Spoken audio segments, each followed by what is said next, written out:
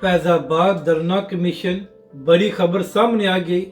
अब तहरीक लब्बैक Pakistan chief justice और सबको जवाब देगी कि फैज़ाबाद धरना क्यों दिया गया।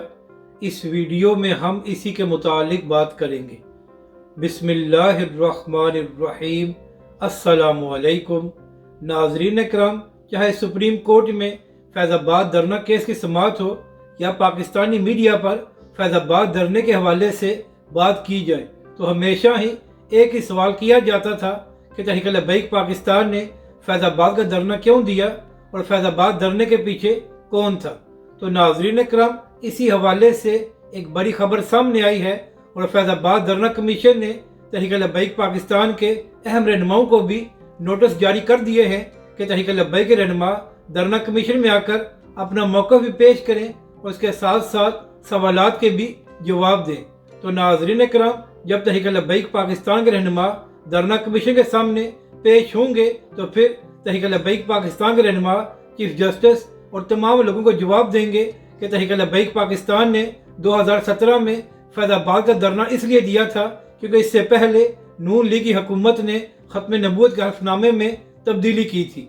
और नाज़रीन इकराम, इसके साथ साथ तहरीक लब्बैक के रहनुमा ये भी कहेंगे कि अगर इमरान खान साहब इंतखाबात के लिए 127 दिन धरना दे सकते हैं तो फिर तहरीक लब्बैक पाकिस्तान और अल्लामा खादिम हुसैन रिजवी अलैहिर्रहमा ख़त्म नबूवत के मामले पर क्यों धरना नहीं दे सकते।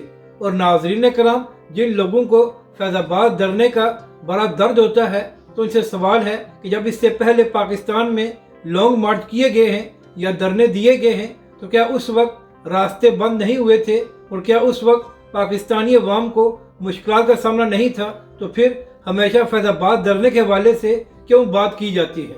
और जिन लोगों को फैज़ाबाद धरने की बड़ी तकलीफ होती है तो वो नून लीग के रहनुमाओं से ये सवाल क्यों नहीं करते कि नून लीग की हुकूमत में ख़त्म नबूवत के हल्फनामे में क्यों तब्दीली की गई, जिसके बाद तहरीक लब्बैक पाकिस्तान और अल्लामा खादिम हुसैन रिजवी अलैहिर्रहमा ने तारीख साज धरना दिया। नाज़रीन इकराम, अल्लामा खादिम हुसैन रिजवी अलैहिर्रहमा ने फरमाया था कि फैज़ाबाद धरने का दर्द क़यामत तक रहेगा। अपनी राय का ज़रूर इज़हार करें कि आपको ये वीडियो कैसी लगी और हमारे इस चैनल को भी सब्सक्राइब करें।